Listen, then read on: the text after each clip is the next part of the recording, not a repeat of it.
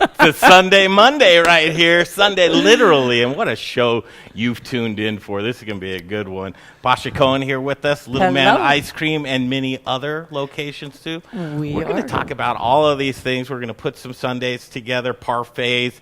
I couldn't think of anybody else I'd want to spend a Monday with than you. Thank you very Absolutely. much. It's my Bridget pleasure. From Bridget's Botanicals is here as well for our health and wellness segment. And then Dave Thibodeau from Scott Brewing Company with Booze in the News. But first, let's do a TME News update.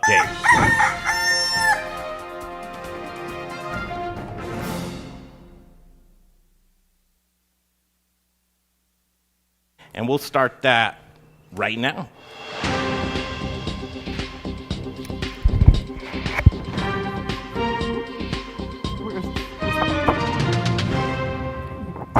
All right, your TME news update starts now. I'll tell you what, cases of COVID are skyrocketing right now, and I'm very, very concerned about a shutdown on the horizon. And as you well know, in order to do a shutdown, you're going to have to get some kind of funding in. On the federal level, there's not a stimulus package on the way. I know right now in Congress they're talking about it, but if it doesn't go through, you're going to be looking until next year when the new Congress gets in, convenes. And so we need to be very careful. Do your part to make sure that we're curbing that spread right now. It's a beautiful day outside, and this is when you need to support your restaurants. And outdoor dining is still going. Indoor dining as well, but takeout and delivery and Restaurant Week is happening right now. We'll talk about that in just a minute. But first on TME News, got to get in on this. There is a gentleman, and we've known this guy for some time. His name's John Elliott, and John Elliott passed away. Very sad story. 9 News did a piece on it. I want you to watch this 9 News piece and look at this headline that I'm showing you right now. The headline is, Denver bar owner dies after second battle with COVID-19, cancer. Okay? Watch the news piece. We'll get back and talk about this. Regulars usually get their title because of the good company. You could go to his bars, and out of nowhere, you'd feel a hand on your shoulder. John Elliott was that good company at Streets Denver, on Colfax, and the many other bars he owned around town. Rob Rushing was one of his closest friends. He just wanted to know you. He was that kind of person. My name's John Elliott. We're here at Streets of London, soon to be known just as Streets. We met John as he was taking over the bar a couple of years ago, a bar that came with some unfounded rumors because of a few bad apples who used to drink there. You know, for those people that are going to make the argument, oh, well, aren't you prejudiced against Nazis? Well, yeah. He took a stand on that. That kind of stuff's not welcome here. In fact, printed his stance on the front entrance. It was who he was. John was my most opinionated yet biggest-hearted friend I've ever had. He showed his heart through a pandemic that crushed business. John cared so much. I honestly don't think he was trying to keep Streets open for him. I think he was trying to keep it open so that those people could have a way to feed their families. He worked despite a year-long battle with cancer that ultimately met 2 battles with COVID. And this time, Rob says it came as John needed surgery. His body being so weak from the COVID and his other battles that apparently his body just gave up yesterday.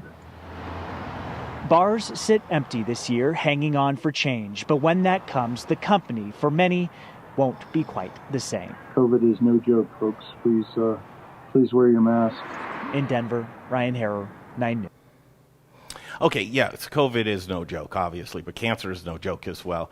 And I want to spend more time this moment talking about John Elliott and his friends and family. First of all, the condolences, and Mr. Colfax really did so much. And Jay, we knew him from Southside Bar and Grill and Hidden Idol and Streets of London.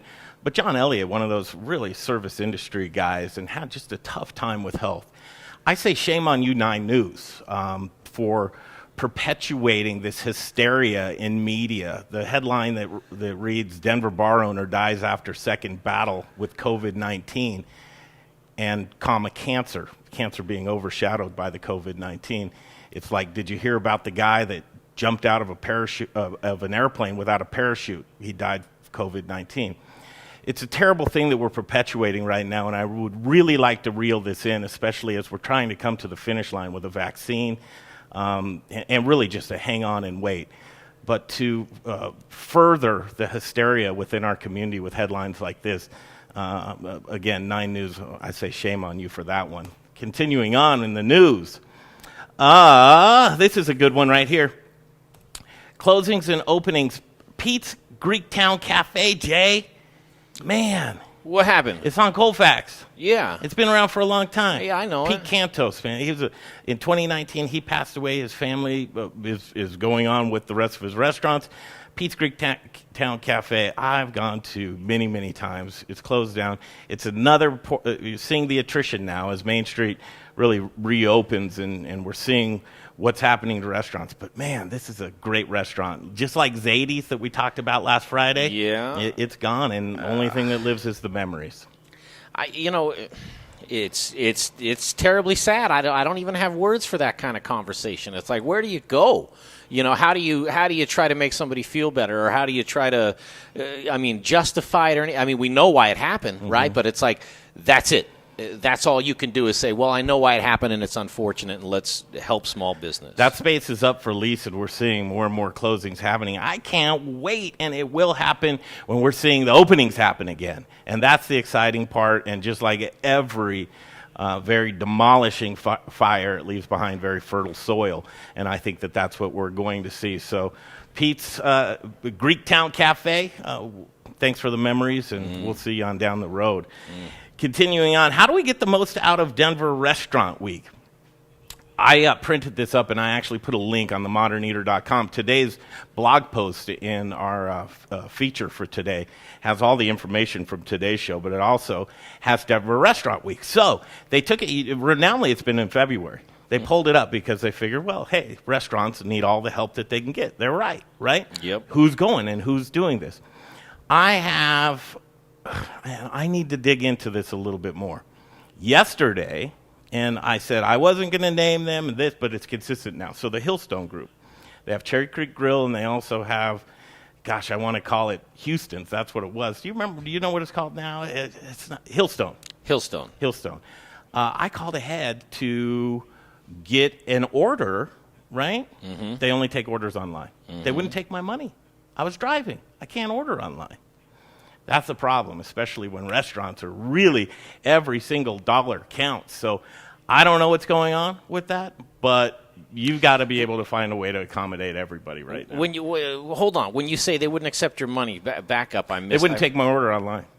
Or, I'm sorry, they wouldn't take my order with a telephone. Oh, they wouldn't take it over the phone. Okay, that makes more sense to me. I was like, what the heck?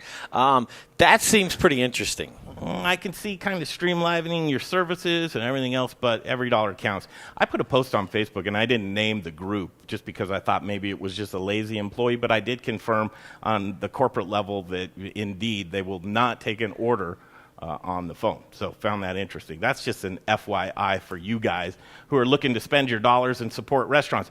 On the scroll, this is a cool one, Jay. On the scroll. On the scroll, man. You do it every single day. I do it every single day. You scroll your timeline. Here's some cool stuff that people are doing within the industry. Frank Bonanno, man, check this out. Frank Bonanno, chef, is outside of Luca. He writes this post: if you pull into the parking lot on 7th and Grant at just the right time, you might find me with a tray of warm, homemade bread, and I would totally give it to you. There he is, chef's outside with bread on a tray. Could you imagine that? Pulling into the alley, Frank Bonanno sitting there with bread, and he's like, "Here, you want some bread?" I couldn't even imagine that. No, Frank, we're coming for you, though. I want him on the show. Yeah, let's see. I don't think he's in the alley today. Also, Chef Alex Seidel, check this out. See this pottery, Jay? You need to do this. Why do I need to do it? You need a hobby. I have a hobby. Chef Alex Seidel, his hobby, here it is off of his Facebook page. Getting a little better, you might find a few of these pieces at Fruition Restaurant. First, I had to glaze and fire, excited what these will become. And truly, thankful, pottery learning, my happy place, chefs, restaurateurs everywhere. Looking for a distraction, Chef Alex Seidel, I want a piece of that pottery. I can tell you that right now. All right, continuing on. Here's Chef Peter Rowan. It's a little teeny pic. Sorry about that. But I want to congratulate Chef Peter Rowan, and so did Derek Figueroa. He is the CEO of Seattle Fish Company. That's right. Chef Peter Rowan. That's right. Joined them as their corporate chef. What a great fit. Yeah. Another great Colorado company, Seattle Fish Yeah. Company, and congratulations to Chef Peter Rowan. Continuing on, Field to Fork. You know our friends at Field to Fork. Yes, I do, Jessica. Yeah, look at this. Talk about the food chain. This is good food coming out of Palisade, Colorado. This is their garden mix, and hopefully you'll get a chance to taste that deliciousness right there. Send your news tips or suggestions to me, Greg Hollenbach, Greg at themoderneater.com. I don't even know my email. Greg at themoderneater.com. Send us anything that you would like us to cover and feature. We're doing our best to help and collaborate with you and feature everybody in our community. We thank you for that, and that's your TME News Update. Let's take a break. We'll come right back. You're going to hear from some great Colorado businesses. Some of them are our sponsors. We would really hope that you check out some of their products and consider buying from them. Completely important right now to buy local as much as you can. No more of that money wandering. Keep it here. That's right. In your community. It's local. That's your TME News Update. Coming up next, we'll go in the kitchen and Basha Cohen, Little Man Ice Cream, and many, many more. It's the Little Man Ice Cream Company up next on the Modern Eater Show. Hey. What's going on, everybody? This is Brother Luck from Lucky Dumpling, 4 by Brother Luck in Colorado Springs, and I am rocking with the Modern Eater. You're watching them, you're tasting them, you're knowing everything there is to know about Colorado. Hi, Charlie from Brews Beers here. Our new Belgian Abbey 4-pack is a mixed package of the 4 core beers made in Abbey and Trappist breweries in Belgium. So we have a single, a double, a triple, and a quadruple in one package. Now, quadruples are the emperors of Belgian monastery ales. They're dark in color, with a dense tan head and alcohol ranging from 8 to 12%, so they're pretty strong. Quadruples are very rich and complex with big maltiness, spice, and flavors of raisins, cherries, and plums. Alcohol is apparent in the mouthfeel, but not overwhelming, even at 10.5% ABV. So the finish is long, complex, and dry, and they're great beers anytime, by themselves or with hearty foods. Pick up your Abbey 4-pack at either Brews location, 67th and Pecos, or at Colfax in York, and at fine liquor stores throughout the Denver metro area. Take home some Belgian-style badassery. Hey guys, it's Brian Rizzuto with Encore Energy, the guy who saves your businesses money on natural gas. I know these are crazy times right now, so while your business is working on increasing your sales, let me work on saving you guys money on your natural gas. I make it as easy as possible. Just provide 12 months worth of natural gas bills to me. I'll do the rest. I know you're really busy, so let me get to work for you. You can reach me at 720-245-5771. I look forward to hearing from you guys, and let me try to save you some money in these crazy times. Bye.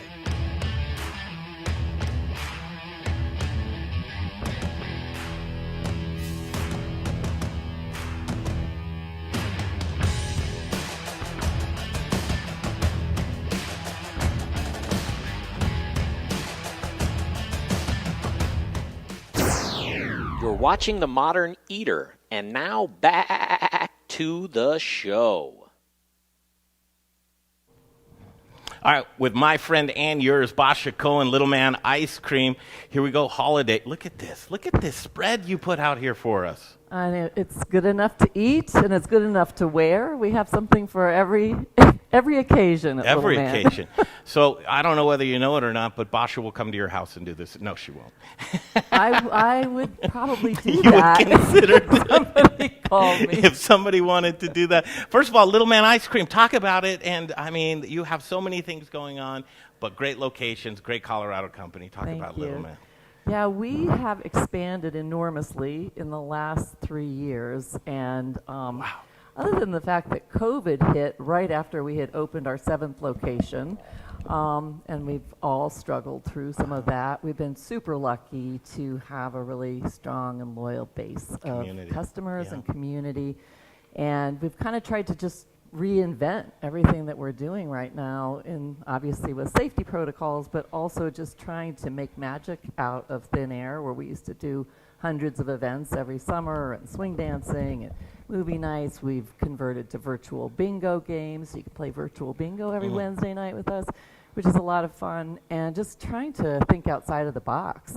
So we're in the middle of, our holiday launch. We'll have trees out available in our tree lot at the Little Man Ice Cream facility on 2620 16th. That's the low-high location, the cool. original can. That's fantastic. We'll also be selling them at Sweet Cooey's, which is our Congress Park neighbor on 12th and Madison. And that's always a fun time because I think that this year it's going to be a different kind of holiday. So it's about family. Microphones. As I'm eating the microphone. That's right. But just trying to find ways to be safe. We have a catering arm. This launch of all of our holiday flavors, it's eggnog and Gingersnap and pecan pie and caramel apple pie. Oh man. We're going to make a sundae today using our white chocolate cranberry ice cream. But we've tried to think of ways with our catering arm to say, how can you thank your friends, your family, your coworkers that you might not be working in the same office with right now. So really special price. So you can you have to buy 20 pints, but it's cheaper than if you're just buying them singly. And it's a great way to kind of show your love to people. For sure. Well, at the end of the day, it's all about the ice cream. It is. That's where the magic comes from. Absolutely. Is the ice cream. And you've built these great brands around the ice cream, right? So let's do this. Let's dig in. I want to do some demo type of stuff. You're going to put something together for us. What are you going to put together for us today? Well, we are going to put together a what did we call it? A parfait Sundae Monday. on Sunday Monday. That's right. Because today is Sunday Monday. So ice cream sundaes are such a classic, and they're so easy to put together, but it's something that everybody loves to do. Sure. Look at all these great ingredients you have here. I know. And the funny thing is I did a little research on parfaits, and, traditionally they were made with yogurt to make them lighter and fluffier. Okay. But there are plenty that are made with ice cream. I think we've figured out how to kill that. I don't know how you could go wrong. And we have a new shop in Park Hill called Dang, which if you haven't been there, you got to check it out. Let's but work it's and soft talk serve. while we're going here. Absolutely. All right. Dang. Talk about Dang while we're putting Dang is a soft serve ice cream shop, and they are going to also do their own form of parfaits on National Parfait Day. Is that an acronym, Dang? Does that stand for anything, or is it just sit alone? Dang. Dang, yeah. It's Dang. I love it. All right, so we want to make a dang good holiday sundae right now. Let's do it. So really simple ingredients. All of this is freshly made from our chef, Sarah Parson and Sarah Hagee. So what you're going to need to make this seasonal white chocolate cranberry ice cream is the ice cream. Ta-da. You're going to need the spiced cranberry compote, which you can make at home, just like you make a regular cranberry, but we mix ours with orange juice and brown sugar instead of water and white sugar to give it a nice kick. Yeah, well, we got to share the love. I love it. And then we have the homemade brownie pieces and the homemade whipping cream, and then last but not least, caramel crunch pearls. Oh man! Okay. And you really can't go wrong with your toppings, You can do it with anything Whatever you want. like. You can do it with whatever you like. But this this has gotten a little soft as we're going. We're yakking, As we're yakking. So first, you take a bunch of the chocolate and you can shove it in there just to kind of give it a base. Back. All right. And then it should be this perfect scoop, so you'll have to forgive me, but it's not because it's gotten a little wet. And then we're going to take some of this beautiful cranberry sauce. This is just, almost think of this process as making a lasagna, but with sweet, delicious stuff. I feel like a little kid. Right? Like, is it ready yet? Yeah, right? Okay, that looks good. And then we take another scoop. More of ice cream. More ice cream. Okay, you got to keep it going. You can never have enough ice cream, right? So you get another beautiful, beautiful scoop of ice cream. You can throw on a few more cranberries as they fall off the table. Now talk about fun with your friends and family, too. And then where is our beautiful whipping cream? Okay, this homemade whipping cream is great. And as Sarah Hagee, our chef, said, let it fall like gravity. So you just kind of let it exude its own deliciousness, and then you throw some pearls on top, and you can add some more chocolate on the side, and basically the more the merrier. Yeah, let it go. Right? Let it go. Mm-hmm. You can use, we have all these fabulous things like crushed peppermint. We've got little Christmas sprinkles if you're in the sprinkle spirit. And then all of these are things that we carry at Dang Soft Serve. So basically we have about 50 different toppings. And so you can pick any of the ice cream you want, and you can throw all kinds of toppings. But these would be another way of doing a more traditional parfait with soft serve ice cream. So that's going to be available at our shops. Fantastic. Yeah. Are your shops open for folks to come in? Yep, everything is open. We haven't had seating except at our low-high location, but we do have some seating now at Dang as well as at Sweet Cooey's. But for the most part, our business model has changed a lot. We are selling a lot of pints for people that are, just want to be at home, go. Yeah. right? And that's been fantastic. And I think that we hope to have a really wonderful holiday season.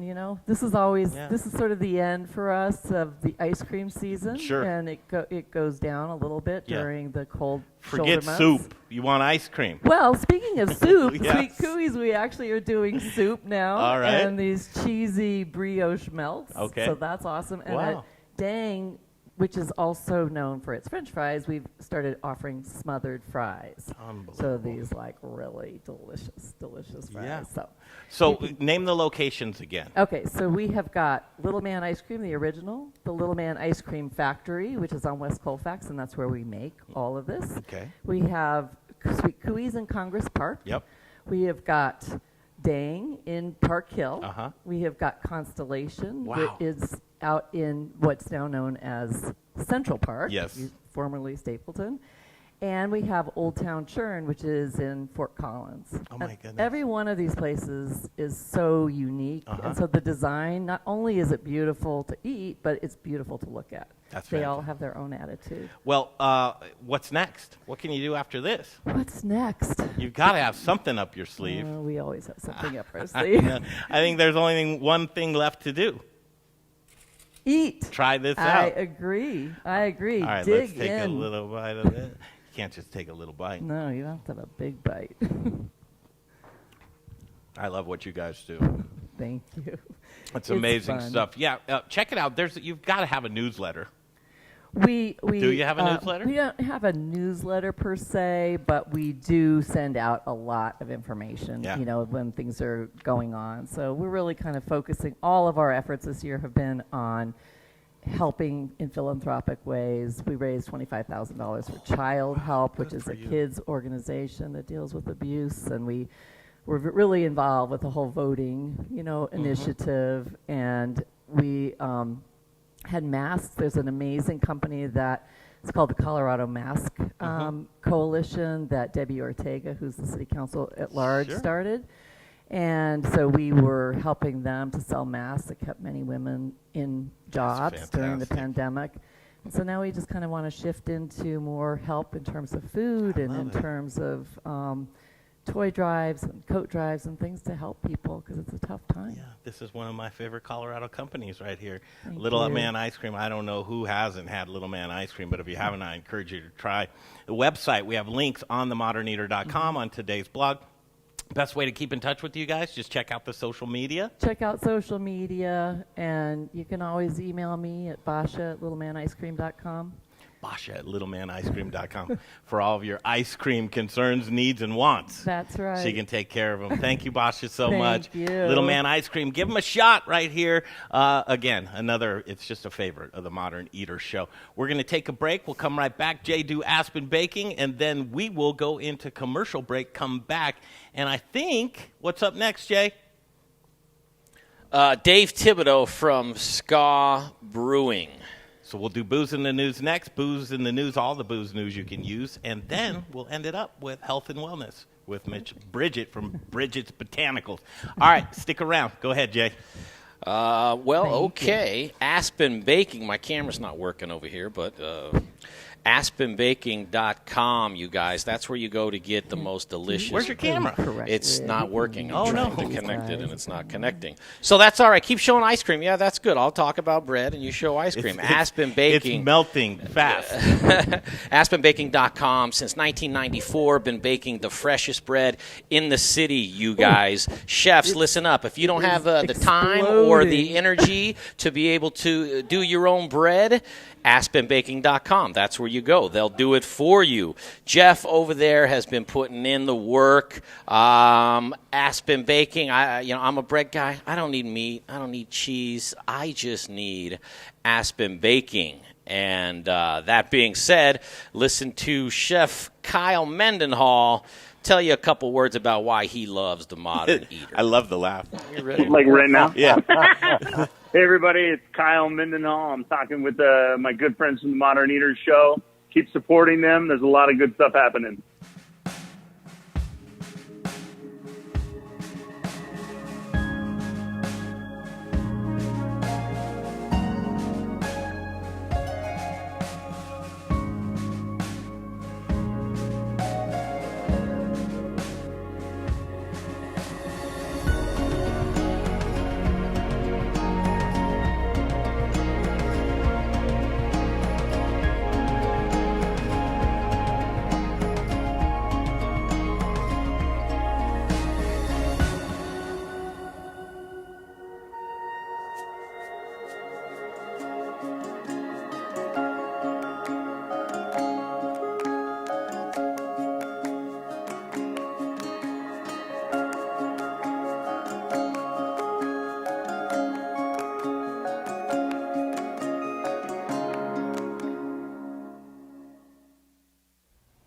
We started Meridium Spirits because we love the way that spirits and cocktails can bring people together to socialize, to bond, to have conversations. Well, right now we've got some big conversations to have. Coop Vodka and Coop Gin are available at liquor stores across the metro area, but if you can't find us or would like to have us behind your bar or at your restaurant, send us an email, info@meridiumspirits.com. We know things are a little different these days, but think of us the next time you're planning a virtual happy hour or a socially distant picnic. And keep an eye on our social media, Coop by Meridium, for all the latest and greatest. Hey guys, it's Caroline Glover. I'm the chef owner of Annette out at Stanley Marketplace. Citrus is about to be in its prime. I just want to thank everybody for showing so much support to small local restaurants in this really hard time. And you're watching the Modern Eater Show. I'm fine with that. Hi, I'm Amber with Strohauer Farms, and I'm just here to remind you that the best potatoes are grown here in Colorado. Goodness elevated. Thanks for watching the Modern Eater Show. Hey, Zach Ryder here, Colorado Mills Sunflower Products out of Lamar, Colorado. Your only local source, grown from a local crop to produce a local oil for local chefs. You can find it at Shamrock Foods, What Chefs Want, Seattle Fish Company. Let me try it one more time, then we'll see. Hey, restaurants, we're glad you're reopening. From Colorado Mills Sunflower Oil, we'll see you soon. First, we partner with the best farmers in the world, and then we tell them, we will take it all. Process whole spices daily, blend custom spices to order, keep it fresh, safe, and flavorful, all so that you can get back to doing what you do best. So whether you're a restaurant, a food manufacturer, or an at-home cook, be sure to visit The Spice Guy at www.thespiceguyco.com. Hey Modern Eater fans, I'm Don Trobo with The Annex by Ardent Mills, and I just wanted to give you a heads up about some of the great things we've got going on locally in the state. We're headquartered right here, and we're working with farmers in the San Luis Valley to bring you amazing Colorado quinoa. It's just like the South American stuff, but grown locally. We've got transitional wheat flour that's grown by farmers in Colorado and surrounding states who are in the process of turning their fields into organic. So we're taking that transitional wheat and turning it into flour, and now it's available for you to cook and bake with. And last but not least, we're now cleaning grain berries in Denver. So things like spelt or wheat berries or pearl barley, those are things that we're now doing right here locally and are available to you. Can't wait to share it with you. Hi, I'm Jeff Nations from Aspen Baking Company. It's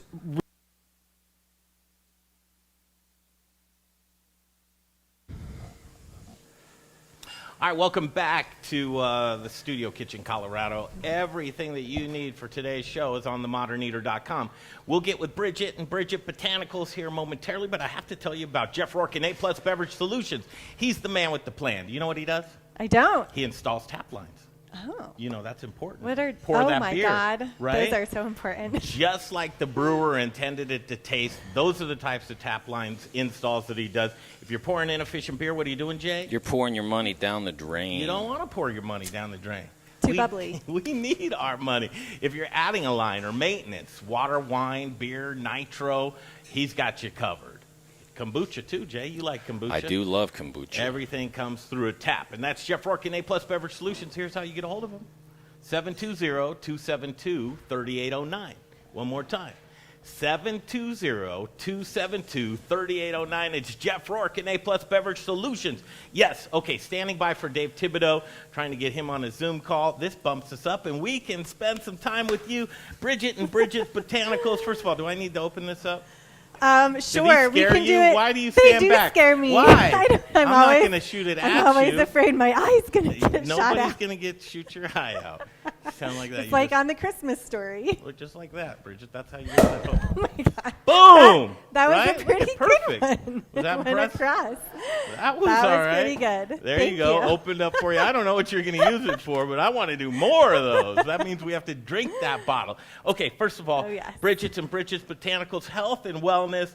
And Bridget, first of all, her website is Bridget's Botanical World, right? Yep.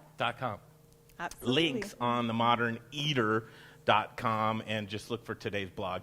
You can see it right there. But Bridget, I'm not going to lie, I'm a little intimidated by this segment. There's a lot of woman stuff going on now. Granted, I was raised by my mother and sister, so I might be familiar with some of this stuff. But ease us into it. What do you do, Bridget? So I'm an herbalist. Okay. Also a sexual well-being expert. Aren't we all?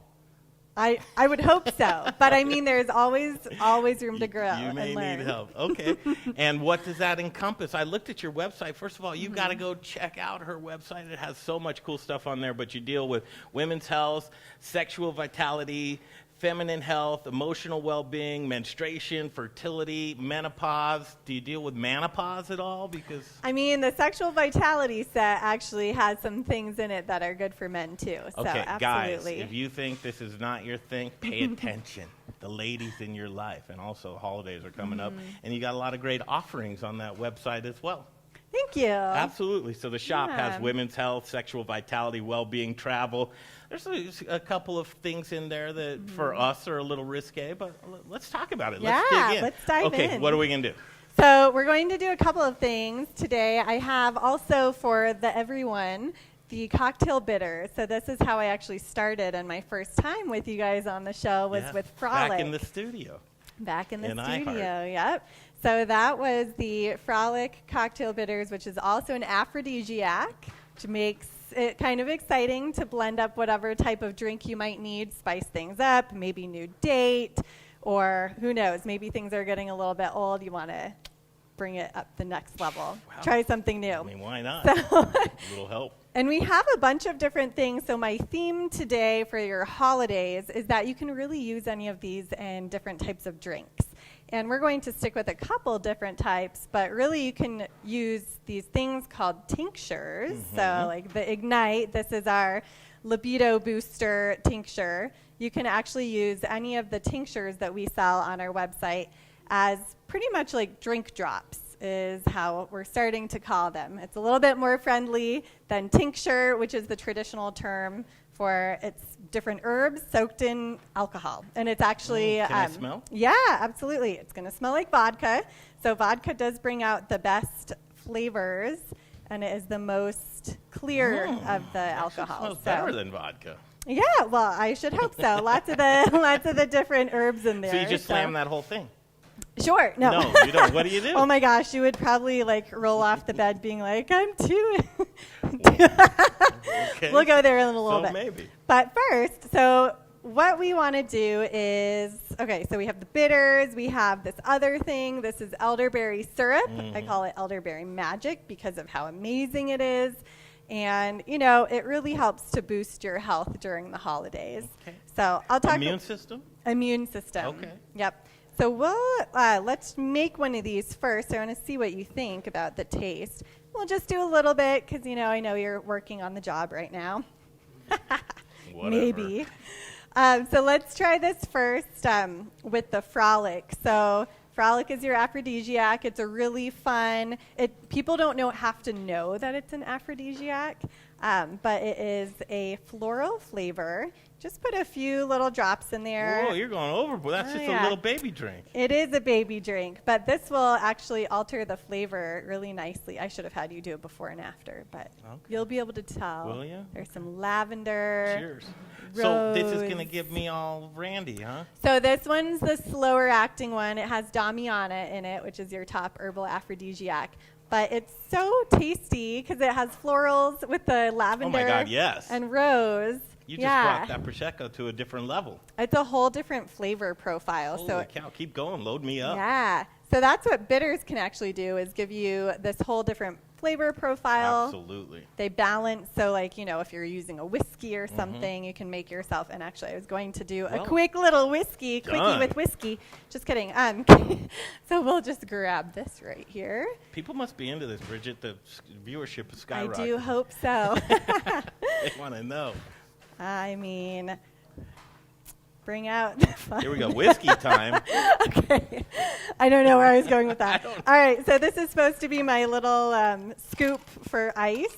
So when you're doing a little old-fashioned, it's just some whiskey, simple syrup, and then you can add your bitter. So Are you trying to make you an don't have to old-fashioned finish here, that whole thing. Okay. I am. So typically how I do it, I like to do about 2 parts of the whiskey or bourbon, whatever it might be, rye. You have a few different little notes of flavor in there. Sure. And then with your bitters, we're going to use Primal now. This is your main one that's going to be balancing. So we add about a half of a dropper Can I smell full. that? Yep, that one is your Mountain Floral Classic. Wow, now that's a great bitter for. These bitters are perfect for an old-fashioned. Absolutely.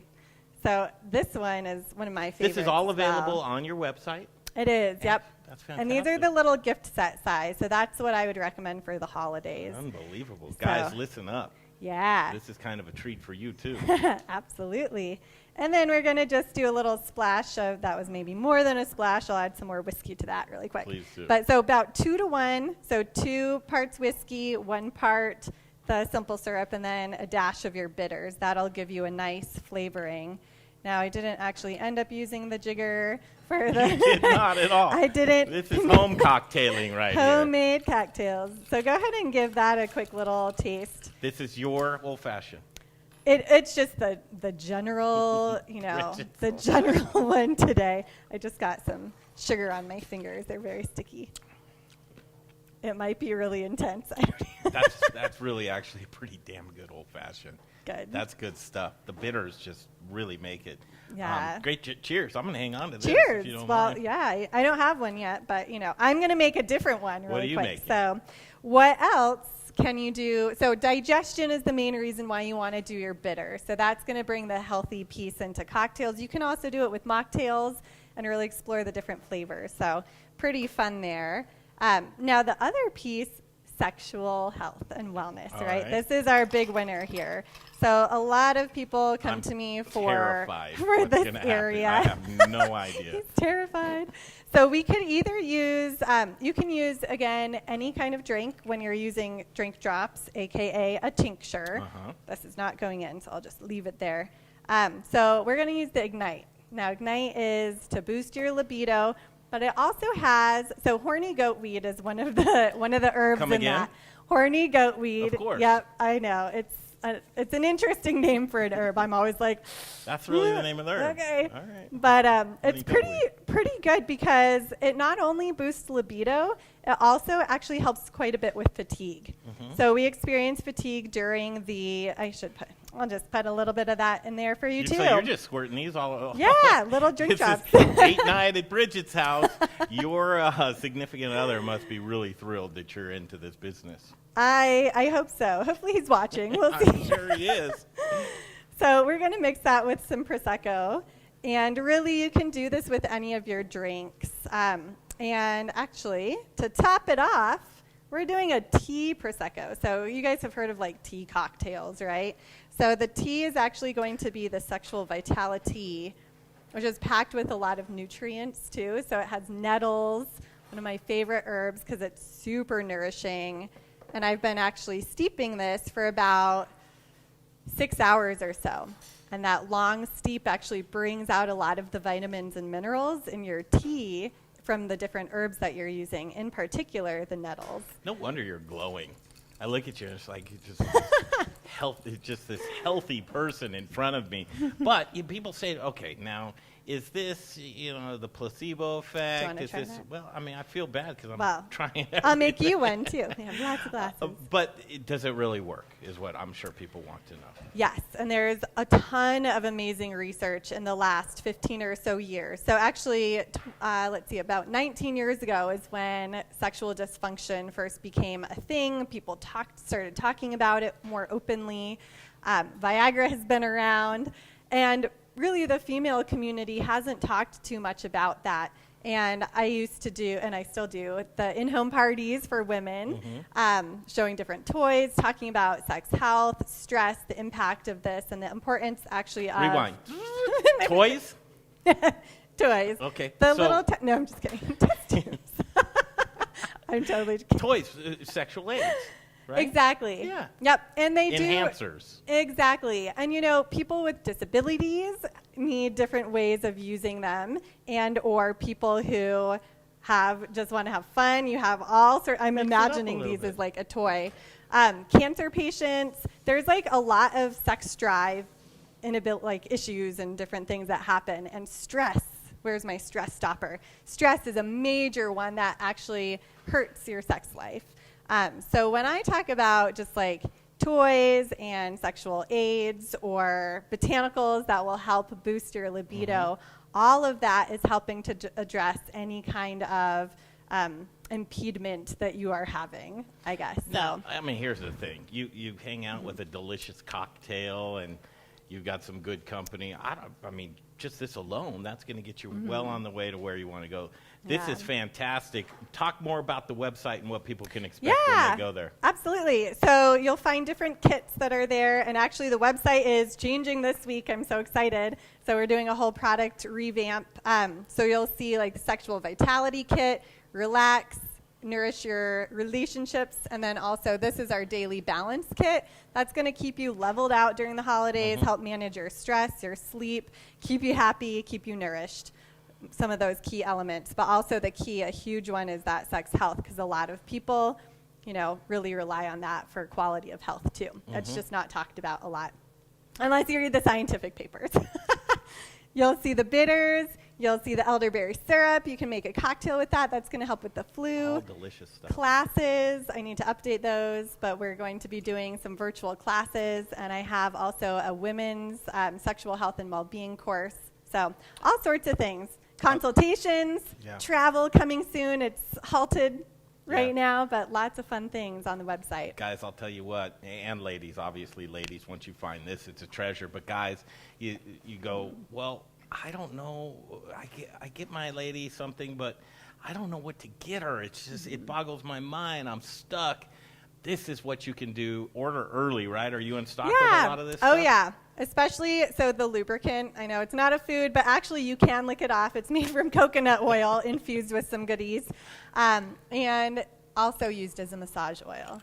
So double it up, enjoy, relax, have fun, stay hydrated, nourish those body parts, keep them healthy and happy. This is your holiday kit right here. Bridget's Botanical, again, links on themoderneater.com. Check out today's blog, everything you need to see there. I don't know, I'm thoroughly enjoying all of this. I don't want this segment to end, But just like everything else, it has to. Go ahead, check that stuff out. And we thank you for joining us here today. Thank you.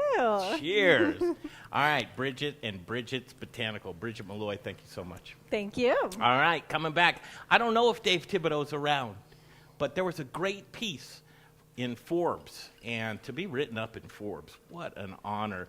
And just Dave Thibodeau, Ska Brewing Company, his partners. It's a great story. Any word from Dave? Yes, he should be standing by. Oh, great. Yeah, Dave Thibodeau standing by. He'll be up next. Dave Thibodeau, Ska Brewing Company, Booze in the News. All the booze news you can use is next on The Modern Eater Show. Hey, you guys. Jay here with The Modern Eater Show. Thanks for watching. Don't forget about our YouTube and Instagram channels. A lot of killer content over there. Throw us a subscribe on YouTube. Throw us a follow on Instagram. And thank you for supporting TME. We couldn't do this without our amazing sponsors, so let's check them out right now. Come on. We got that great facility over in Park Hill that we want people to come over, try things out. Yeah. And it's been wonderful. And so there's a lot of times where people will come to us. Justin Brunson, a great example. I was over at River Bear yesterday, and I said to him, just give me your dream. Yeah. Tell my organization what it is you want your dream to be and how you want to get there, and then we'll figure out how to get you there. Okay? Because there really isn't anything that can't be done realistically. You talk about Canberra. We talk about all the Middleby brands, whether it's, Pitco, Blodgett, Turbo Chef. These are best-in-class brands. Glass Tender, we were just talking about earlier, Wonder Bar, Steel Light, Dexter, American Metalcraft. You just go on down the line. We have best-in-class brands. And because of that, we're able to really answer anybody's need. And that's why I always tell everybody, tell me what your dream is. Hey, and welcome back to the show. The Modern Eater Show continues from Studio Kitchen, Colorado. Right, and boy, I had such a fun segment. That was health and wellness, just so you know. Bridget's Botanicals. Yes, it looked healthy to me. Didn't it look great? Looked super great. That is, I don't know, she's one heck of a woman. Let's continue on. Dave Thibodeau joins us, Ska Brewing Company. I think he is in the Dave Thibodeau office. How are you, Dave? Good. How are you guys doing? Oh, man, better. Good to see your face. Yeah, I think I figured out the problem. I think Zoom just came out with Zoom 5.0 today, and my computer started updating it when I opened it. The Zoom update, yes. Everybody encounters the Zoom update as we do that. I'd much rather be seeing... No sweat. I'd much rather be seeing you in person, but we got you on Zoom here, and I want to do this. First of all, just an amazing article, and I have links to this Forbes article on themoderneater.com in today's show blog. But first of all, just congratulations, Dave. I love you and what you do, and just hard work from you, your partners, your staff, and everybody within the ska community. So I wanted to start with congratulations. Oh, I appreciate that. Yeah, dude. First of all, this is just a little bit of housekeeping. I called you the other night. It was Sunday and probably late, and you're like, what's Greg calling me for this late? But we need to do the comic book with you narrating it. We have to get that done. Okay. It's such a cool comic book. Do you have that nearby? I do have a copy nearby. Can you grab it real quick? Yeah. Yeah, check this out. This is the comic book, and I'm trying to get Dave Thibodeau to narrate this. He says he has a digital version of it. But look, here's the comic book, and it's just so cool. This brings me back nostalgic from my youth, reading comic books, and there it is, a copy of Tales of the Legion of Ska. Now, you said you had a digital version of that, don't you? I do. We need Uncle Dave's story time. And then we can do the, Z-ray specs. Better than X-ray specs. Man. Way more better than Y-ray specs. Can you turn to the ad that I love the most? It's Dreaming the Dream, the sleep. Don't want to do things? Want to not do things? Go to sleep. Sleep is the new do stuff. Sleep is the new do stuff. I love that because sleeping is just like one of my favorite pastimes is going to sleep because you never know what's going to happen. It's more exciting than my regular life. So we're going to do that as a project. Okay, let's jump to this Forbes article, and basically it just talks about the life and times of Ska Brewing Company, and I really appreciated the layout of it, and it got some great quotes from you as well. Again, the link on themoderneater.com, or just Google Ska Brewing and Forbes. It'll come right up there in the news section. But it starts out with living in a VW bus. Is that true, Dave? It is. Our that pretty much that whole first year, or right in there, that we started back in 1995, I didn't have a home. I lived in my car, which was a VW bus at the time. So it was a 1981 with a Westphalia package. So it was, although it wasn't bad, it wasn't as cool as living in a van is now, which I kind of do again now. So it seems as though maybe I've come full circle. I love it. But you also talked about, in early days, just trying to brew enough beer so that you would be invited to beer festivals and trade outs for rooms, because the rooms most of the time were a little more luxurious and accommodating than the VW van.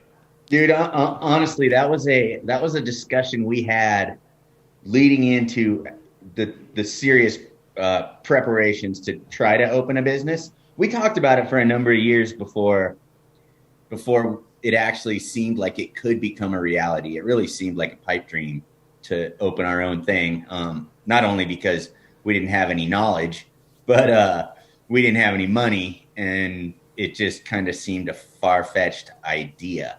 But yeah, we went to a lot of those when that first kind of wave in the early 90s of craft breweries was really hitting, and a lot of what are now Colorado's more well-known regional breweries, Avery, Left Hand, Odell, New Belgium, first got rolling. We spent a lot of time going to the different festivals throughout the mountain towns, and we spent a lot of money, obviously, and we would just pile in a hotel room or a friend's house, or even in some cases, just somebody's house, without ever even knowing whose it was, and sleeping on the floor, going to festivals because we love beer so much. And that really got us talking about, our weird little home that we live in. This is before I lived in the bus, was the hotels you get in exchange for the kegs you donate to a festival at the time. Generally, a hotel room was much nicer than the places we lived when we were, in our early 20s. So that was the idea, start a brewery so we can attend the festivals for free and sleep with better accommodations. I love it. Was it one of those fake it till you make it, and you just wanted to hang out with the other brewers and breweries, and maybe someday you would be held in the same esteem of them? Or what was the thought process? Was it truly just you wanted to drink beer with other people at beer festivals? Yeah, I don't know that the with other people part was any part of it. We just wanted to drink beer. I didn't really care who with. Yeah. How many years ago was that? No, we got, we kind of, they mentioned this in the article too, but both Bill and I, who I started it with, and then Matt joined us a year later, we grew up, just down the road from Coors, and a lot of our friends' parents worked for Coors, and so there was always this beer thing to our life. We used to go to, my family used to go to Montana every summer, and we would bring, they didn't have Coors up there at the time. We would bring Coors up there. We'd throw 10 cases of Coors into the car to bring up to my dad's friends in Missoula every year. And those guys would get a bunch of Rainier made just, over the hills in Washington. And we'd bring back, 10 cases of Rainier. So we had this Cannonball Run thing going. We had the Coors neighborhood going. And we were always really into beer. And then it turned out, and I've told you guys this story, but my dad had been homebrewing since 1969, and he quit homebrewing in about 1980. But we ran across his homebrew logbook in the mid 80s when I was in high school, and realized that we could make beer with stuff you could buy at the grocery store. So we got into beer pretty early. We were total party kids. At first, it had nothing to do with great beer. But then I think the first real good craft beer that was actually for sale at the retail level we had was Boulder beer. And it actually came in a little wooden crate and had a little neck tag explaining why there was sediment in the bottom of the bottle. But that was, the mid 80s was where we realized there's better than fizzy yellow beer. Of course now fizzy yellow beer is my favorite as long as we make it. Yeah, it's really interesting too, because the beer that you've told me a few times, the beer that you first brewed, you thought was terrible. It was just not good beer. Not good at all. Thank God we weren't in it for the flavor of the beer or even the taste of the beer at the time. It did have alcohol in it. Yeah. Then fast forward in the Durango community, which, I mean, really that's your roots. Why Durango? Why'd you pick Durango? Well, in all honesty, Bill had gone to school here after high school. We went to high school at Wheat Ridge, and he came here his first year, and I went to school in Greeley my first year, and then Bill transferred to UNC, and I took off to go ski in the mountains. And so Bill got to know Durango pretty well, and we had a couple of other friends that came here too. And I spent the next 2 summers after Bill left, just living in Durango with friends that were going to college down here. And I really got to know the place and kind of really fell in love with it. And it's amazing. You guys have been here quite a bit, but a lot of people in the Front Range, either they know how far it is and they've never been here, or they think it's just around the corner, which obviously it is not. It's about a 6.5 hour drive. Mm-hmm. But for all those reasons, it's actually pretty appealing. You still get to be, in the best state in the nation. And but you get to be kind of far removed from where the freeways cross. Couldn't agree more. And in retrospect, wow, I couldn't think of it as any other place that you would want to be. Now, growth and expansion, you went into the distilling world and into Palisade, Colorado. I mean, why not just stop at beer? What made you want to get into spirits as well? Was that Bill's passion? Yeah, it was really Bill and another friend, Rory Donovan. The two of them, we made a still at the brewery out of kegs, and this was early 2000s now, and those guys used it at home quite a bit and got to learn quite a bit. And then we all went and took some classes at Michigan State University and got really interested in the idea of opening a commercial distillery in Colorado, and there wasn't one yet. The first one would actually be Stranahan's, and another one that came and went. I don't think it was actually a real distillery. It was in Colorado Springs, and it was just vodka, but all they had was an office. They didn't actually distill anything there. But Stranahan's got rolling, and we got rolling right about the time they were actually able to release their first whiskey. But in those 2 years that they were aging it, no other distillery had opened up. And then we opened right around the same time as another distillery called Peak Spirits, which is a guy named Lance up in on the Western Slope that also has Jackrabbit Hill Winery. And so the two of us opened at about the same time, kind of on the heels of Stranahan's. But in the meantime, we got to know, we actually already kind of knew the owner of Stranahan's and where some of the investment came from, because there was a relationship there going all the way back to the Flying Dog Brewery, which of course used to be located in Denver. So those guys helped us get going, and they were great friends. And it was, I think, to answer your question more directly, I think it was just that we were learning something new. We were very excited about it. We're still obviously get excited about what we do every day, which is what drives us, even if it's not always the best idea. And so I think it was just learning something new, being at the forefront of something and being excited about it, and really kind of taking it to a level, for I guess a group of people as young as we were. It was unusual at the time. And it's just that's the way our brains work. It's kind of hard to stop. Like every time we have a good idea, we almost have to act on it. Or I shouldn't say good idea, any idea. Interesting. Now, why Palisade though? Why not Durango? Well, you guys have spent some time in Palisade, I believe. The Wild West. Yeah, so you're kind of asking a question that I believe you probably know the answer to.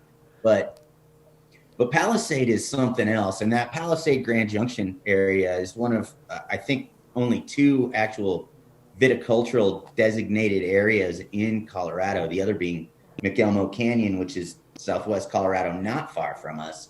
But Palisade is really well known for its fruit. It was very much obviously the Palisade peaches, and then not far away you have Olay the sweet corn. So both fruits and vegetables that we could make spirits out of, and then pears, apples, cherries, apricots. And what's great about Palisade is it's high desert, and you get pretty big temperature swings. It gets pretty cold at night, although really warm during the day. And those fluctuations can really help like increase the sugar content in certain fruits. Like that's why the Palisade peaches are so sweet. And they have that special characteristic because that sugar is just concentrated in the fruit, and it makes for great spirits. So we really wanted to be located as close to the farmers as possible. And it's no lie when I say that they literally can drive their forklift from the field right up to our front door with a tote of peaches that they may not have been able to sell that day, but will be too ripe to sell the following day. And we can make spirits out of them and start fermenting them with the yeast on their own skins, the wild yeast, like right at that moment. And that's something that, I think that's what really makes us unique at Peach Street up in Palisade, is that access to the, it's true grain to glass distillation for us. And when you talk about the terroir, the taste of the region, I think the Peach Street really was able to pull all of that in, and really it shines within your spirits as well. Another interesting move is Boulder, Colorado, and then taking both of its concepts and putting them together this past year.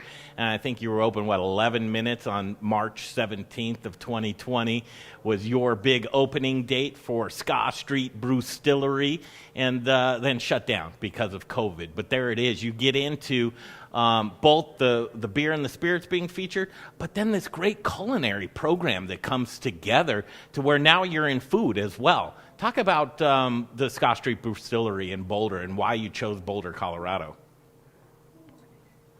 Oh, that's I mean, it's all kind of bittersweet because of COVID. Obviously, this was kind of the culmination of a dream we had with Peach Street and with Ska Brewing. We always wanted to do something. We have certain synergies, and we do a lot of things together. And some of our sales people sell both products, and we're distributed through the same wholesaler. And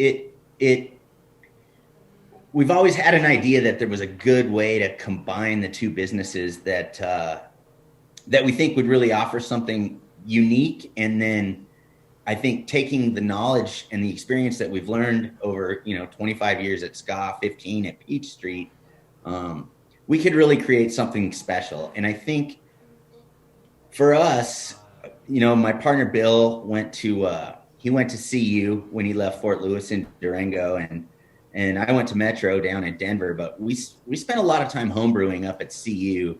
And back then, when they used to have the Halloween mall crawl, I don't know how many of your folks might remember that ridiculous scenario. I was on the telephone poles, man. Are you kidding me? Yeah, me too. What a ridiculous gathering that was. And of course it was shut down at some point, but just wall to wall on the mall. And I mean, it was people watching. It was like, it was everything combined. It was Mardi Gras, Vegas, anything that you could, and then get in costumes and then put everybody on the mall. But I look fondly backwards on those times, and I just think, what mayhem and craziness. So you're right. That's it. I mean, that's it. I mean, you can't, if you went to any of those, like those will, sure, your memory of the evening in particular might be a little fuzzy, but the experience overall was unlike anything I think we'll probably experience any place else in our lives. It was completely ridiculous. And, you know, it's kind of a shame it got shut down. It was obviously because it just got too out of control. But the memories we have of those years and those days there are something else. And that, I mean, clear back when we were in early high school, we started going there, and then through Bill going to college there. And man, it was a lot of fun. But, you know, we grew up just down the road from Boulder. So Boulder was, you know, 40-minute drive away, maybe 30 minutes for Bill. And it was just a special place. And it's kind of always, the demographic is not unlike Durango. It's just a lot larger. And I think for us to execute the concept of the Scott Street Brewstillery, we needed a bigger population base, and we wanted to go for it. We wanted a bigger restaurant. Our chef Travis is something else, and you guys have actually done a beer dinner there and a show. So you've tasted what he can do. And I think we just wanted to do something that set ourselves apart, not only in structure with the brewery and a distillery in one pub, but I think with super high-end food as well as high-end spirits and high-end beers, but still total ska, Peach Street vibe and family. You know, like just fun, but over the top as far as quality goes. It's a triple threat. And just an immersive experience. So when you got the beers and the cocktails, the spirits and the food, it's culinary delights. Travis, hats off to him. If you haven't been to Scott Street Brewstillery, you need to do that. And you guys have never been really tethered by traditional thinking or inside the box. You've really just pushed that away. And your forward thinking brings me to this question of why cans back in the early days when everything craft was really in bottles? Where did the can concept come from? And you guys just really did it and ran with it and unapologetically just killed it with cans. Yeah, in all honesty, we were at the very forefront of the can thing, and although we did really move on a large scale into canning before most of the country, for that first, almost probably 5 years, 6 years, we only had one product in a can. So Oscar Blues started in late 2002, and then we were early 2003. So as far as craft breweries go, we were the second to actually brew and can our beer. And then for a number of years, we had just bought a bottling line in early 2003, late 2002, and had just started to expand our distribution footprint. And that was going really well for us. But we had to just jump on this can thing because not only was it kind of novel and fun, but it actually did make sense to us as Colorado lifestyle people. You know, we like biking and camping and obviously the river and just the places that cans could go, the lighter package, and then the overall quality of the beer. I think people had this notion that cans were a lower quality beer, but that didn't have any basis in reality. That was simply because we were led to believe that over years. And then when marketing, right? I mean, a lot of folks like Heineken and those Corona, those types of brands would really market towards that way. But in reality, the transference of the sunlight through the beer wasn't the best for the beer quality itself. So cans really proved to be a better option. Yeah, I mean, that's one of the big beer spoilers is that sunlight. So you get UV light in there, and that's, you know, when you drink, you mentioned Heineken, when you drink one of those beers, especially like a lighter lager, which is what most of them are that come in a green bottle, you drink something in a green bottle, and that skunky flavor, which, you know, a lot of people are aware of what it is now, but that's a light struck flavor that comes from light getting through that glass. And although amber or brown glass blocks it better than clear or green, it doesn't block it entirely. And the effect and the reaction is almost immediate as soon as it sees that light. So, and that's one of the bigger beer spoilers in the package. So getting that factor out of there with a can is huge. Oxygen is another big one. And so it really comes down to having the right equipment. If you can get as low oxygen levels on your canning machine as on a bottling machine, with those two factors taken care of, it's almost a no-brainer. And I think that's really why canning has completely exploded, a while back. And it's, it's our preferred package. When we finally moved the rest of our portfolio into cans, we just did away with bottles entirely.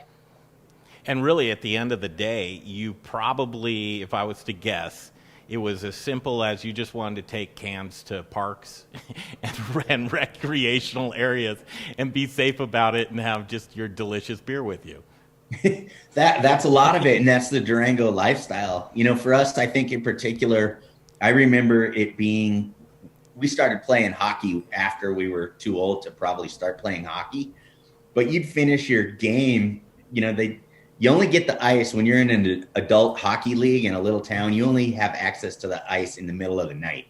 So we would play games at 10:30, get out of the locker room around midnight, and you'd be so wound up from playing hockey, which is incredibly, it's the exercise you get playing hockey is over the top for those of you who don't know, but it wears you out and amps you up at the same time. So you can't go to sleep. So for us, standing in the parking lot of the hockey rink, drinking beer in the middle of the night with a can instead of a bottle, and just being able to smash it, throw it back in the cooler with the whole team, or both teams, the team you just played as well. That was where we really realized personally what the benefits were. And the cans went over well. It was a good launching spot for us, playing hockey in the middle of the night, drinking beer in the parking lot. One of my favorite Colorado brands, if not my favorite Colorado brands, it's Ska Brewing, and Dave Thibodeau here with us. Just one more from me, man, and here it is. I have to imagine, so with the Skagwa, I'm wondering, what's next? What you guys have to have something cooking up right now. Is it in, I can't even imagine. What would it be? I'm trying to think. It's a great question, Greg, as all of your questions have been today. It's nice to see that you prepared something this time. Jeez. Thanks, Dave. I don't really know the answer to it. I don't really know the answer. I think, instead of something brand new, it's interesting right now, and a lot of it is pandemic related. We're so uncertain of what outside factors could come literally out of nowhere and change the plan. And obviously we're a little gun shy after Boulder. We are still open, but it's obviously very limited capacity. Please don't close that. It's too No. We got to make it. We'll make it. Please. We'll make it through to the vaccine and until spring and the weather starts to get warm again. But in the meantime, we still have 2 big outdoor patios, and they are heated. And we are doing curbside and to go, so you can get that at the Scott Street Brewstillery website. More information there, but I think everything is focused on keeping that place alive right now and trying to garner whatever support we can. And actually, in all honesty, I was just writing some of our newly elected legislators and some of our previously elected legislators about relief due to COVID, particularly for the restaurant industry, right before I hopped on the call with you guys. You're writing a letter to Hick, huh? Writing a letter to Hick, writing a letter to Gardner, even though he's kind of stuck in a lame duck session right now, and also Senator Bennett, and then our Colorado legislators as well. So kind of trying to hit everybody and see what we can do to really help out our industry. Yeah. Because it's not just us. No. And you guys know that, because that's obviously been your focus for quite a few months now, trying to help out and get people to understand how important their support is for the food service industry.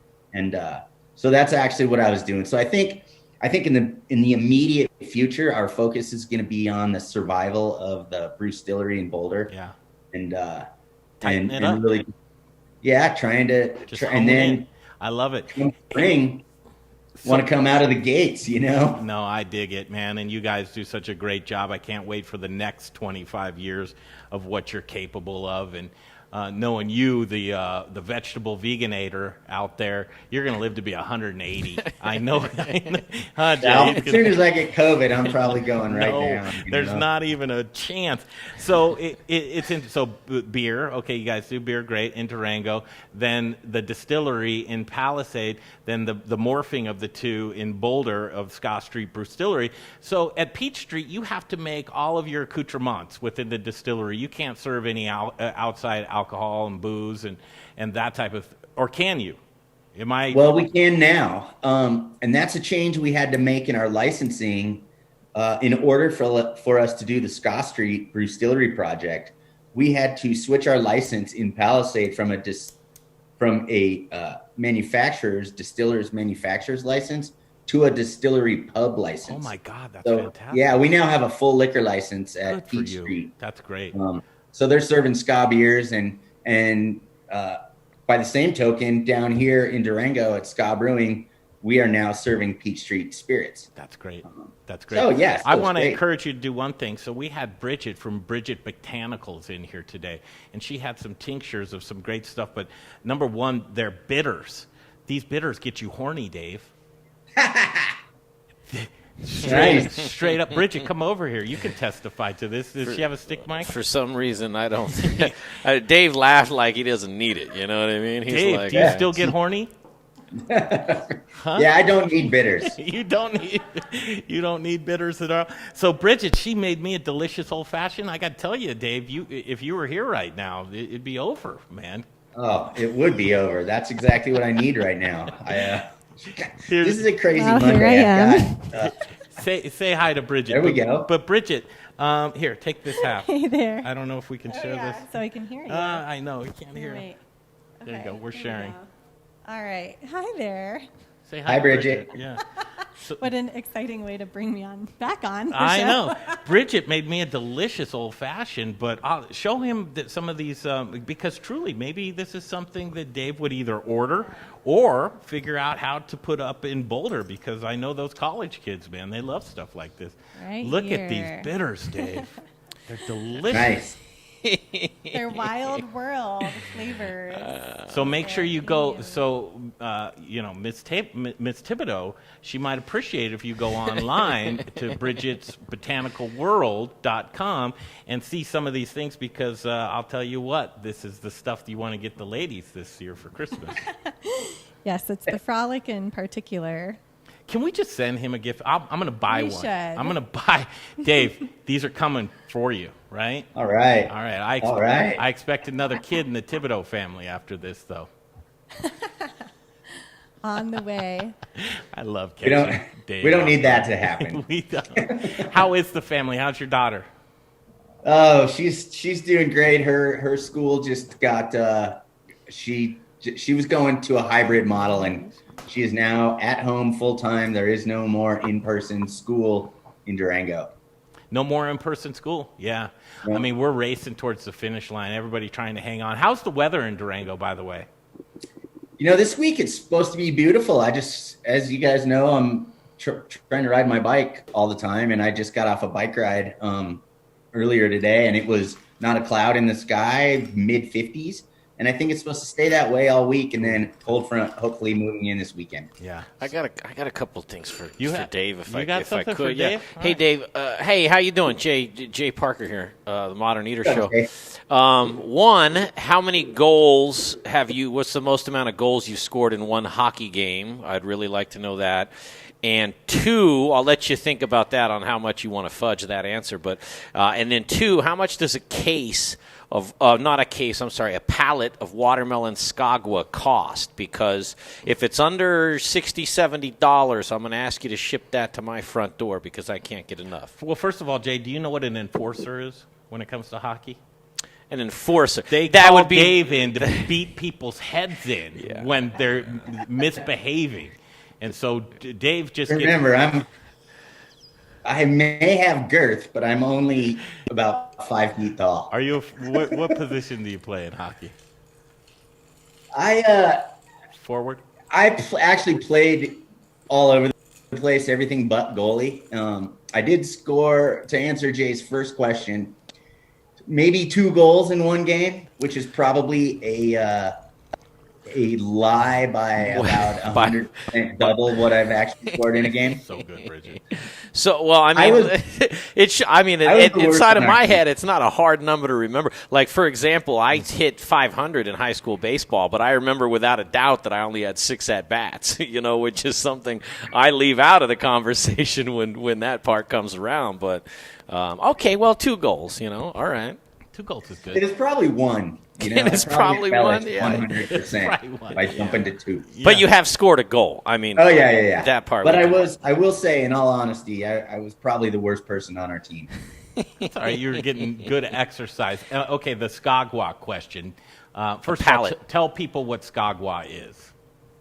Skagwa is our sparkling water, and it's we first started making it actually before we even built our what is now we call it our world headquarters, where the brewery is currently housed.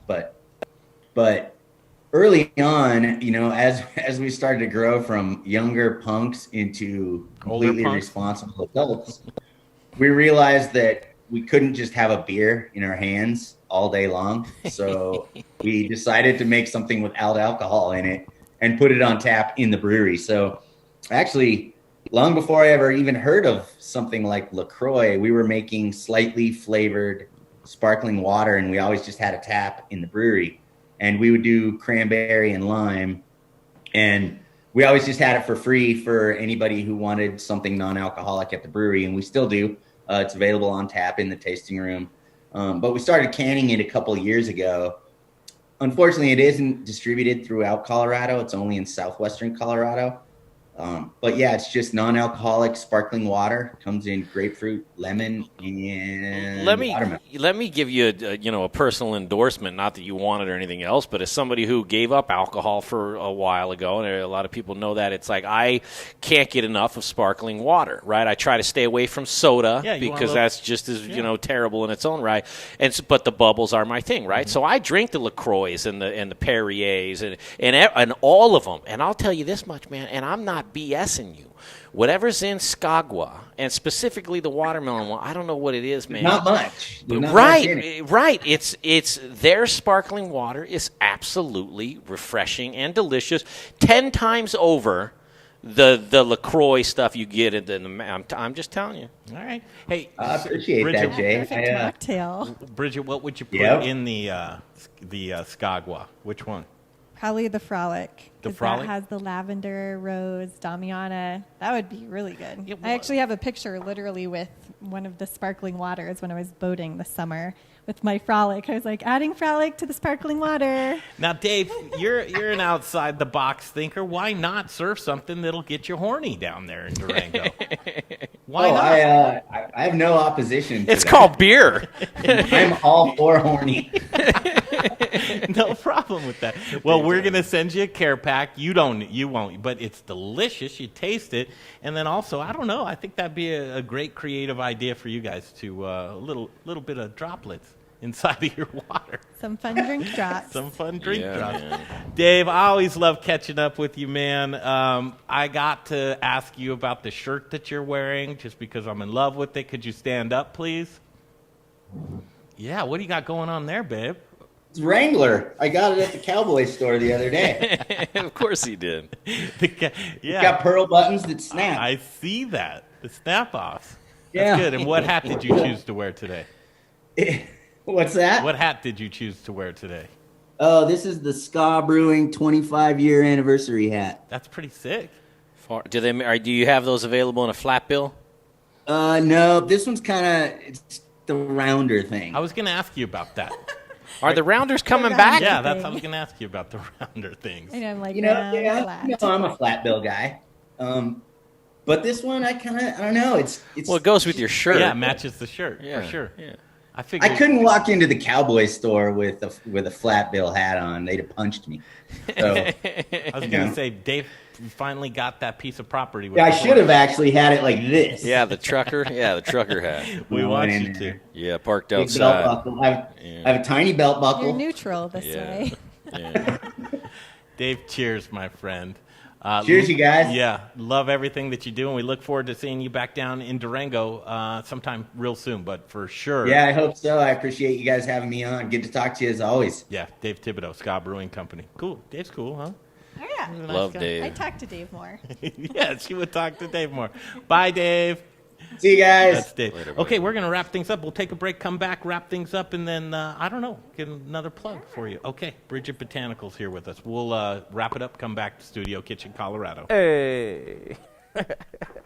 What's going on, everybody? This is Brother Luck from Lucky Dumpling, 4 by Brother Luck in Colorado Springs, and I am rocking with the Modern Eater. You're watching them, you're tasting them, you're knowing everything there is to know about Colorado. Hi, Charlie from Brews Beers here.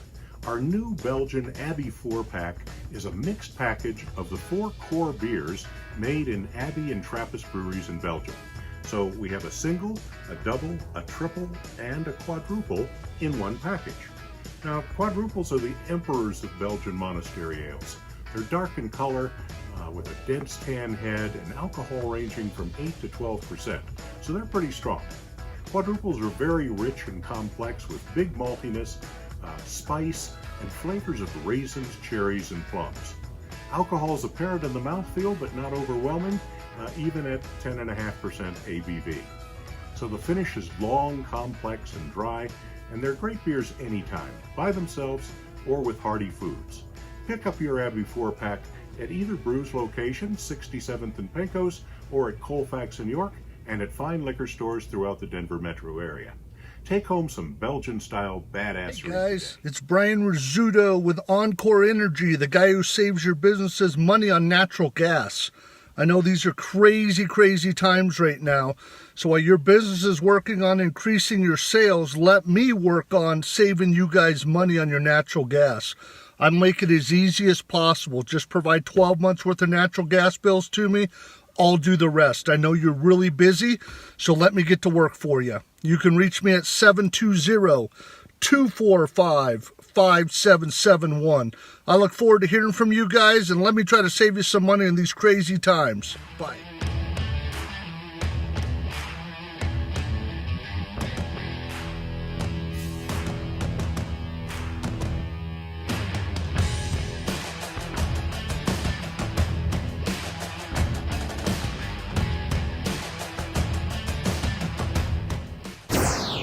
You're watching The Modern Eater, and now back to the Wow, had so much fun on the show today. I think this is kicking in, Bridget. Get your microphone. Where's your microphone? What'd you do? You got it? Here's the microphone. Yeah, I can't hear anything, though. What a great myself. lineup. Again, Bridget's botanicalworld.com, right? Yeah. And then you can look it up also on the Modern Eater. We have jump across links. This is great. Gift ideas. Ladies, for yourself too, but other things as well. Yes. The fun stuff. The fun things. Thanks for joining us here today. This was so fun. The Thank cocktails you. were amazing. Excellent. You're amazing as always. I don't know how you're going to beat this. You're like, I know. Thank you. I know I am. Jay, what's coming up on Wednesday? Wednesday, we are going to be at Elevation Food Service Reps with Mr. Rich O'Brien and Chef Harold Sims. And just a little reminder on Chef Harold, he won episode 2 of Cooked with Cannabis on Netflix. Mm-hmm. Big winner. And a very talented young chef. Looking forward to that. Rich O'Brien, Elevation Food Service Reps. Elevation Food Service Reps in the kitchen. If you have a kitchen like this, he'll get you anything that you need. Nice. He can outfit your kitchen. Nobody We're can very hear fun. you unless- Sorry. Nice. Nice. I said nice. So we'll be over there at Elevation Food Service Reps. Again, Elevation Food Service Reps, who brings you in the kitchen every single day at Studio Kitchen, Colorado. And Harold Sims, Cooked with Cannabis. This is kind of maybe he can yeah. cook with... You could do all sorts of stuff. A lot of these things. And I actually was doing wholesale to an elderberry. I was providing elderberry syrup, and then they put their CBD in it. So lots of options. You can do a ton of stuff. A lot of people think this is CBD, but it's not. I use 80 other plants, all of them, except for that one. Yeah. I love what you do, and you're just Thanks. great. What a cool brand you built. And what an Thank amazing you. old-fashioned. We'll see you down the road. You'll come back and join us sometime? Oh, absolutely. Fantastic. This is always fun. Thank and you. When you leave, it's just me and Jay in the studio. I don't know what's going to she happen. spritzed me with something that I I think put Happy Mist on his yeah, face. some the Happy Mist on aromatherapy. me. So. All right, you guys, thanks for joining us. We'll see you back on Wednesday, 2 p.m. That's when the Modern Eater Show continues. So for Little Man Ice Cream and Basha Cohen, thank you for joining us.